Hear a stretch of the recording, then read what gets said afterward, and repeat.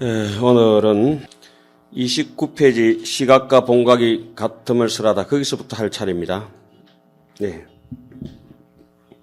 오늘은 조금 일찍 와서 보현사 그 창 너머로 저 지평선 너머로 태양이 이제 사양으로 기울어서 지는 걸 이제 좀 지켜봤습니다. 뭐 사람 사는 것도 별반 다른 거 없는 것 같습니다. 가을 바람이 불어서 그런지 석양을 이렇게 보면서 그런 생각을 해봅니다. 옛글에 이런 게 있습니다. 노우명지는 석양단이라 늙은 소는 노우는 명지 분명히 잘 안다. 석양단이라 석양길이 짧은 줄 불책 경책하지 아니해도 채찍질을 가하지 아니해도 가편 불책 가편에 채찍질을 더하지 아니해도 자분제라 스스로 고군분투해서 발굽제자 씁니다. 집으로 돌아갈 줄 안다. 지금 우리가 귀신론 배우는 처지가 그런 것 같습니다. 절에 들어오신 지도 엔간히 오래되셨고 또 불교하고 인연이 맺은 지도 오래되셨는데 어떻게든지 이제 이 귀신론을 통해서 하나의 그냥 그 가해 수업 받듯이 하시는 것이 아니라 분명히 여기에는 확실한 길이 있다고 저도 확신을 하고 여러분들도 확신을 하시고 계실 줄로 믿습니다. 그러니까 신라가 낳은 최고의 인물이었던 원효도 이 귀신론에 대해서 해석을 하셨고 함 3대 종주 중국의 현수법장 스님께서도 해석을 하셨고 해원 스님께서도 해석을 하셨고 또 밑으로 내려와 가지고 저분 또 말씀을 약간 뭐 언급하는 중에 빠뜨렸습니다만은 송나라 시대 때 장수 자선선사 같은 분들은 귀신론 필사기를 통해서 총체적으로 정리를 하셨죠. 그리고 밑으로 내려와서 명청시대에 그 감산 덕청 스님이라든지 지육 스님이라든지 뭐 지난 시간에 말씀드렸듯이 역대 종장들이 그와 같이 이 귀신론이라는 책 뭐 부피도 얼마 되지도 않은 요만한 책 이 하나에 대해 가지고 한문 한글이 같이 돼가 있으니까 그렇죠. 한문만 되면 뭐 얼마나 되겠습니까? 분량이 얼마 되지도 않은 여기에 대해서 상당히 그 감동을 느끼고 또 활로를 찾으셨던 것 같습니다. 그래서 제가 오늘 이렇게 석양을 바라보면서 수업 시간 전에 들어오면서 이런 생각을 문득 또 해봅니다. 여기서 제가 동화사에서 어떤 인연이 있어서 또 스승님을 모시고 또 경학을 배웠고, 제가 여기 올 처지라든지 뭐 강의할 수 있는 실력은 아닌데 여기 와서 이제 같이 여러분들하고 탁마하면서 귀신론을 한 번 더 보게 된 인연은 어찌 보면 두 사람이 마주 앉아서 강의하고 강의 듣고 하는 이런 뭐 종속의 관계가 아니라 서로 주고받고 수담을 나누는 마치 흰 돌, 검은 돌을 들고 한 판에 바둑을 두듯이 강의를 해야 되지 않느냐 이런 느낌을 좀 가지고 있습니다. 예. 자, 말을 좀 빨리 해가면서 지난 시간 것을 다시 한번 정리해서 매조지 하도록 하겠습니다. 대성 귀신론이라.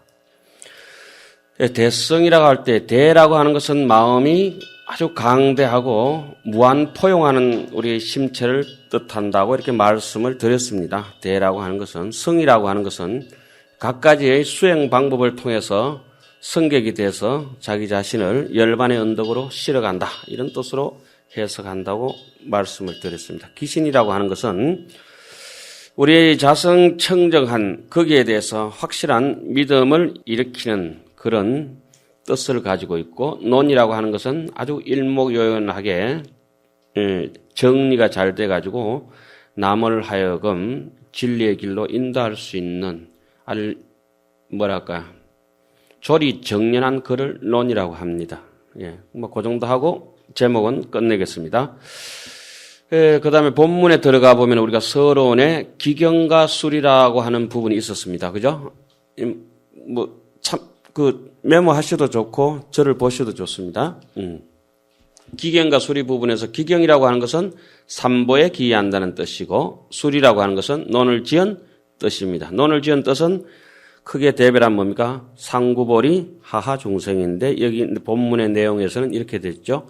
모든 중생들로 하여금 사사집, 삿된 집착과 모든 의심, 제의 사사집이라 모든 의심과 삿된 집착을 버리고 상구보리라고 하는 것은 부처님의 지혜의 종자, 목숨을 끊어지지 않도록 이어가게 하기 위해서 상구보리 하하 하는 마음으로서 이 논을 짓는다. 그리고 본론에 들어가서 이 논은 어디에 관한 내용을 기술하느냐, 논의 이 정체성에 대해서 정립을 하게 됩니다. 이 논은 어떠한 한 법이 있어서 대성법이라고 하는 것이 있어서 사람들로 하여금 능히 이 대성 근본의 아주 무한 무량무변한 본심에 대해서 신심을 일으킬 수 있는 까닭으로 이 논을 설한다고 하는 대성기시론 핵심 부분에 대해서 정의를 하고 그것을 5갈래로 나누게 됩니다. 5갈래가 어떻게 됩니까? 인연분, 이비분, 해석분, 수행, 신심분, 건수, 이익분 이와 같이 5분을 나눠놓고 인연분에서는 그 기신론을 짓게 된 인연을 8가지 조건으로 먼저 얘기를 하고 있습니다. 그 첫 번째 총상이 뭐였죠? 이 일체고 덕, 구경락, 덕, 열반락. 흔히 우리는 이고 덕락. 일체 중생을 이고 덕락시키기 위해서 이 글을 짓는다. 그러면서 그 나머지 근기가 성숙한 사람, 잘난 사람, 못난 사람, 근기가 미숙한 사람들을 위해서 낱낱이 별상으로 7가지 조건을 더 붙여가지고 기신론을 짓는 조건을 말하고 있습니다. 인연분에서. 그리고 나서 그 8가지 조건도 충족이 설명이 안 되니까 다시 한 번 더 남을 설득시키고 의심을 없애기 위해서 몇 가지 조건을 듭니까? 4가지의 인연 구체적인 조건을 밝힙니다. 부처님이 열반하신 이후에 그 경전의 말씀만 보고 듣고 해가지고도 충분히 소화할 수 있고 깨달음의 길로 나아갈 수 있는 사람을 지혜가 있는 사람들이라고 합니다. 스스로 지혜의 역량이 있어서 경전만 보고도 이해할 수 있는 사람. 경전을 처음에는 많이 보고 많이 이해할 수 있는 사람. 경전을 조금 보고도 이해할 수 있는 사람이 등장하고 학교 교과서만 배워서 안 되는 분들을 위해서는 뭘 합니까? 참고서나 가정교사를 두고 가외 수업을 시켜야 됩니다. 그래서 경만 보고 안 되는 사람들을 위해서 뭘 합니까? 논을 지어서 조리정연하게 남을 위해서 그 이치에 대해서 설명을 하게 됩니다. 그러면은 논을 많이 보고 박학다식한 사람이 있는 반면에 논을 조금 보고 많은 뜻을 얻고자 하는 사람을 위해서 뭘 지었습니까? 이 기신론을 지었다고 하는 얘기를 우리가 인연분에서 매듭을 지었습니다. 지금 제가 이렇게 중원부원에서 강의할 때마다 다시 반복하는 것은 그겁니다. 신야자는 반복이라 신통이라고 하는 것은 잘 안다고 하는 것은 반복할 따름이다. 김연아가 점프 잘하고 금메달 따는 것은 반복이 남보다가 많았기 때문입니다. 그리고 지금 하는 이 대목을 계속 수업 시간 때마다 반복해서 매듭을 짓고 가는 것은 마치 비유하면 이런 것 같습니다. 바느질을 할 때 바늘 귀에다가 실을 끼고 난 뒤에 그 다음에 뭐가 더 합니까? 반드시 실 끝에다가 매듭을 묶어야 빠지지 않습니다. 그죠? 지금 제가 말씀드리는 게 그겁니다. 지금 이 감옥 친다고 하는데 요걸 매듭을 딱 지어놔야 빠져나가지 않고 다음 것이 계속 연결돼서 순탄하게 갈 수가 있습니다. 예. 그럼 뭐 어쩌든 간에 기신론 끝내시고 나면은 여러분들은 막 움직이고 걸어 다니시는 기신론이 돼가 있으실 겁니다. 걱정 안 하셔도 됩니다. 자, 예. 그 다음에 이 비분에 가서는 인연분은 그렇다 치고 이 비분에 가서 인연이 그러할진데 이 비분에서 아주 대강 큰 줄기를 잡는 부분들이 있습니다. 거기서는 이 비분에서는 2가지로 나눠놨습니까? 뭡니다? 하나는 뭐죠? 소원 중생심은 법이요. 소원 법자는 중생심이요. 그죠? 법은 중생심이요. 소원 의자는 법과 의. 조금은 다른 얘기인데 이런 게 있습니다. 여기가 지금 보현사입니다. 보현사. 아니면 또 어디 뭐라 할까요? 범어사로 합시다. 그러면 범어사는 앞에 선찰 대본산이라고 붙습니다. 범어사 이라면 명이 됩니다. 명. 이름이 되고 뜻은 뭐가 됩니까? 선찰, 대본산 뭐 이렇게 붙습니다. 명과 의도 이제 우리가 좀 구분할 줄 알아야 되겠습니다. 법과 의를 배우니까 의라고 하는 것은 그 이제 구체적인 구조를 얘기하죠. 마음의 구조는 본체와 그다음에 상과 용이 있다. 최상용 3대가 있다. 이렇게 하고 그리고 이 부분에서 마지막 부분에 이런 게 있었죠. 이 대성법은 마하연법은 누가 의지해서 타고 가셨다고 했습니까? 제불보살이 모든 부처님이 타신 바며 의지하신 바며 모든 보살이 의지한 바다. 마땅히 그 길을 따라가는 사람들 우리도 의지해야 된다고 하면서 이 부분의 내용을 맺고 다음에 그 이 부분에 세운 내용들을 구체적으로 법과 의에 대해서 해석하는 부분이 어디에 있습니까? 해석분이 되겠습니다. 이 해석분에 지난 시간에 우리 하다가 마쳤죠. 해석분에 넘어오면은 세 갈래로 갈라지는데 하나는 이 마음이 어떻게 생겼다는 걸 갖다가 현시합니다. 명시하고 제시하고 남에게 드러내서 보입니다. 마음은 이런 것이다. 그러니까 사람을 해부해놓고 어디까지가 암덩어리인데 이건 제거를 해야 되고 어디까지로 수술할 건지 수술 안 할 건지 그러니까 진여와 진심과 망심에 대해서 낱낱이 해부하는 상태가 현시 정의가 되겠습니다. 그리고 현시 정의에 충분한 마음과 망상에 대해서 이론을 펼치고 어떤 것이 진심이고 우리의 본심이고 상주 일심인지 그걸 갖다가 제시해주고 그리고 옷의 때는 옷이 아닙니다. 옷의 때는 옷이 아닙니다.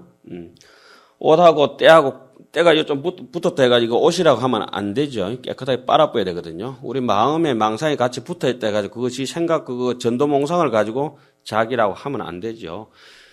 왜냐하면은 우리는 어때 조금 깨쳤든지 조금 덜 깨쳤든지 뭐 마야 알든지 여전히 무명이라는 긴 꿈 속에서 좋은 꿈, 나쁜 꿈, 꿈의 깊이가 서로 차이가 날 뿐입니다. 누구까지? 부처가 되기까지는, 견성성불하기까지는, 확실한 밥이 되기까지는 누구나 무명 속에 아직 눈을 뜨기 전이라고 이렇게 보시면 되죠. 눈을 뜬 뒤에라도 확실히 이제 그런 말을 할 수 있는가 하고 못 하는 걸 차이가 내가지고 자세하게 보이는 부분이 현시정입니다. 그렇게 바른 이론을 법장문과 의장문, 법과 의, 이 부분에서 세운 법과 의에 대해서 해석을 해나가는데도 이해가 안 되면은 나중에 인아집과 법아집이라고 하는 그러니까 악영과 아집과 법집에 대해 가지고 사람이 매몰되니까 뭐 100%의 수행자가 내지는 일반 사람들이 거기에 있다고 생각하시면 됩니다. 그걸 타파하기 위해서 대치한다. 상대에서 다스린다. 삿된 집착을 다스린다 하는 대목이 어디죠? 해석분 두 번째 단락이고 마지막 단락에 가가지고는 분별 발치도상이라 이래서 그렇게 이 마음의 이치에 대해서 진심과 망심에 대해서 확실히 알고 삿된 집착을 버리게 되고 그러다 보면은 신심이 돋아나서 신심이 성취되는 발심의 3단계가 나오죠. 신심이 성취되는 발심을 신성취 발심이라고 합니다. 그 다음에 믿음이 성취돼서 발심을 하게 되면 이걸 실천하고 옮기려고 하는 해행 발심이 있습니다. 마지막에는 십지보살 이상의 정발심, 이때가 제대로 된 발심이 되는 것이죠.